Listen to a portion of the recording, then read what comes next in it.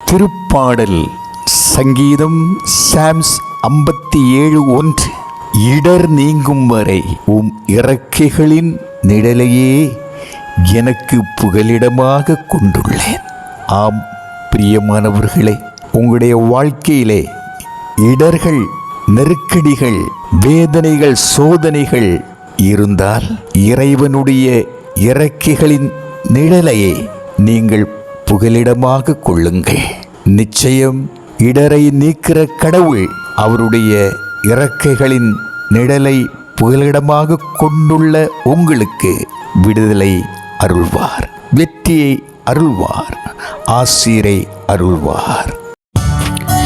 இடர் நீங்கும் வரை உம் இறக்கைகளின் நிழலையே எனக்கு புகலிடமாக கொண்டுள்ளே.